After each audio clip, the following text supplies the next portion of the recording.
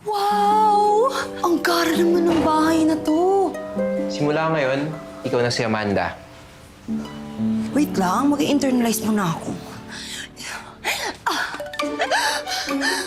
Lola! Lola!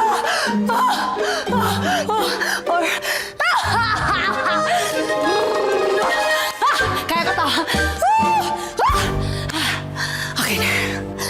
Okay na, Macy? Macy? Ako to. Si Amanda. Lola! Ako po yung apo ninyo! Yung nawawala po ninyo apo! Ako po yun! Ako, ang dami ko pong memories dito. Bahay na to. Isang taon ka lang nung nawala, ah. Okay? Sorry. Sino kayo, ha? Lola Auring!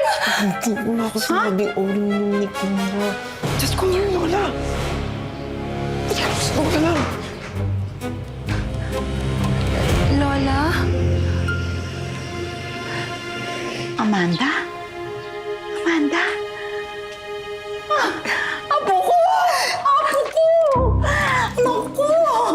Kay tagal mong nawala. Natatandaan mo ba ako, ha? Ako yung lola mo na nagpapatulog sa'yo.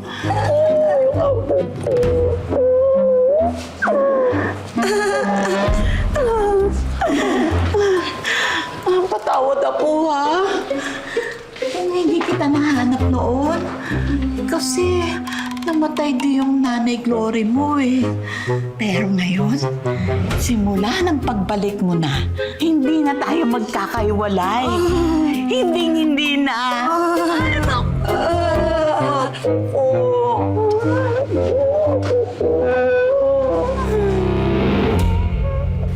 Ito lang si Tayo Takpi.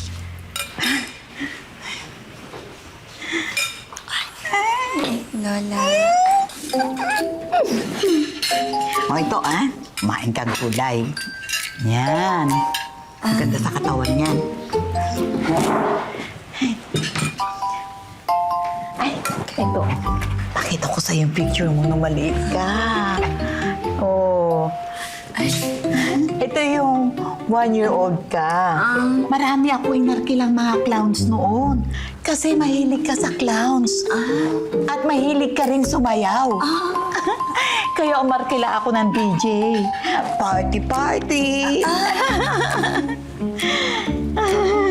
Ito yung ipinanganak ka. Nasunog ng ilaw yung kaliwang balikat mo. Kaya idinimanda ko at pinasara ko yung lying clinic na kung saan ka ipinanganak. Ay, andyan pa ba yung peklat na yan? Patingin. Yung peklat po? Dyan. Sa paligid. Yung peklat po na yun. Pinulaser ko na, Lola. Kasi ano po sugabal po sa line of work ko.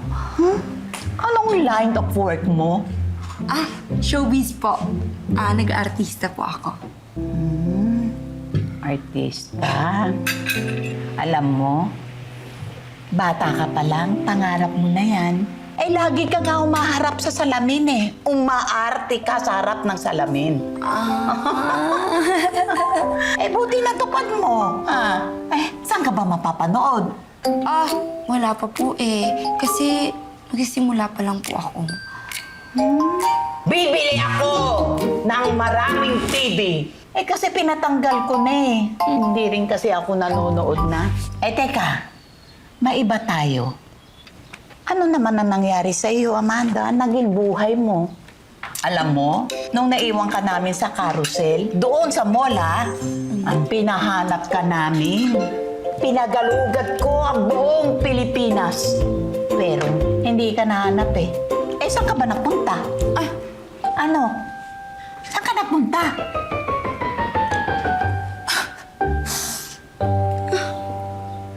Oh, bakit? Naalala ko lang po yung mga mabibigat ko pong pinagdaan. Nung naiwan niyo po ako sa mall, nadampot po ako ni nanay at tatay. Dinala po nila ako sa Davao. 11 nga po kami magkakapatid Sobrang hirap nga po ng buhay namin dun Napakarami po naming utang.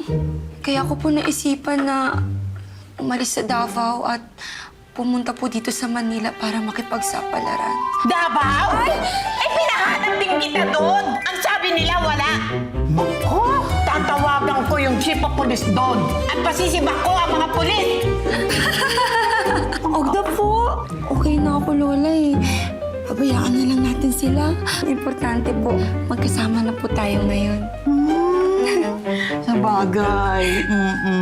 Tama ka, Apo. At hindi na tayo maghihiwalay.